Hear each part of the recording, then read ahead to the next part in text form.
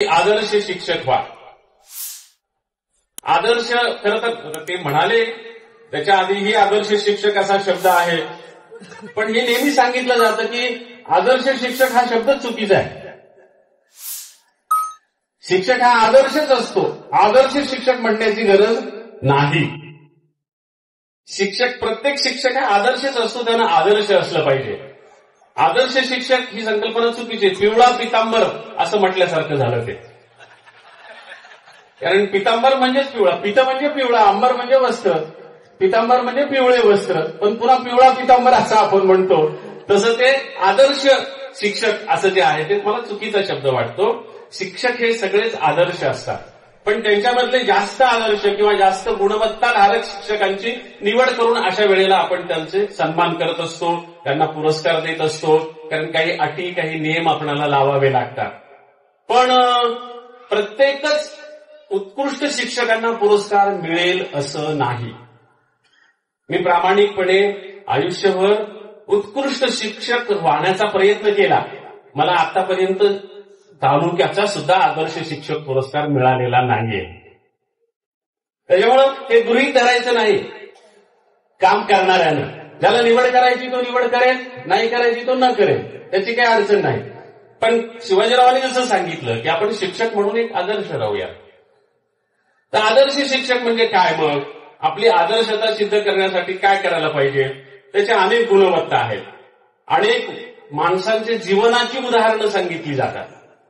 म्हणजे या देशाचे राष्ट्रपती राधाकृष्णन यांच्यापासून ते आपल्या साने गुरुजींपर्यंत कितीतरी उदाहरणं सांगितली जातात उत्कृष्ट आणि आदर्श जगप्रसिद्ध शिक्षकांची. पण एक माहीत नसलेलं उदाहरण मी तुम्हाला सांगतो, ज्याची फारशी या क्षेत्रात चर्चा होत नाही किंवा उदाहरण म्हणून सांगितलं जात नाही.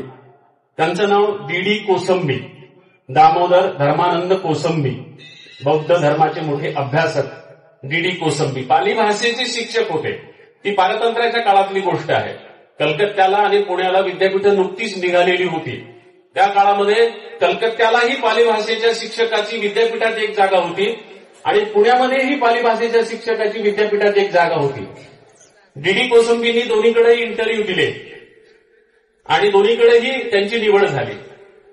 आता निवड ह्यांना करायची होती की कुठं जायचं, कुठं म्हणजे कलकत्ता विद्यापीठामध्ये जॉईन व्हायचं का पुणे विद्यापीठात जॉईन व्हायचं.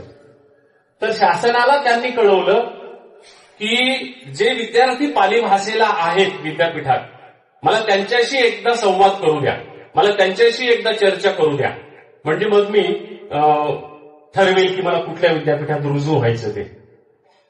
तर शासनानं, तेव्हाच्या इंग्रज सरकारनं त्यांना असं सांगितलं की कलकत्ता विद्यापीठामध्ये 5 विद्यार्थी आहेत आणि पुणे विद्यापीठात 2च विद्यार्थी आहेत. प्रत्येक विद्यार्थ्याच्या पाठीमागं तुम्हाला 50 रुपये मिळेल पगार महिन्याला. कलकत्ता विद्यापीठात तुम्ही रुजू झालात तर तुम्हाला 250 रुपये पगार मिळेल. पुणे विद्यापीठात रुजू झालात तर तुम्हाला 100 रुपये पगार मिळेल, कारण तिथं 2च विद्यार्थी आहेत. असं तेव्हा त्यांना सांगण्यात आलं.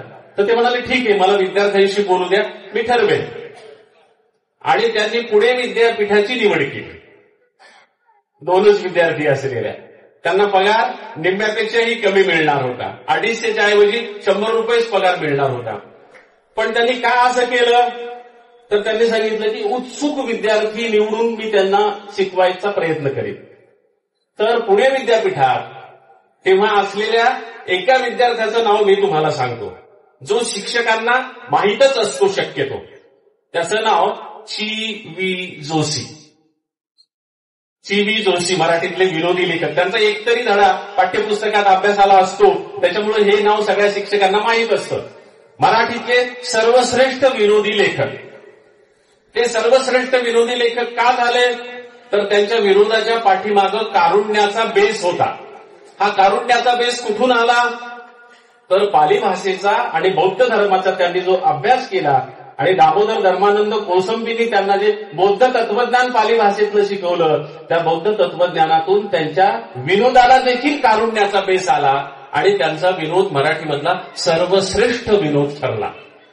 म्हणजे हे जे त्या गुरुनं ठरवलं होतं की या मुलाला आपण पाली शिकवलं पाहिजे, हा काहीतरी आपलं नाव पुढं काढून दाखवेल, तर ही निवड त्यांनी त्यावेळेस पैसे टाळून केलेली होती. हे उदाहरण फारसं आपणाला माहीत नसतं.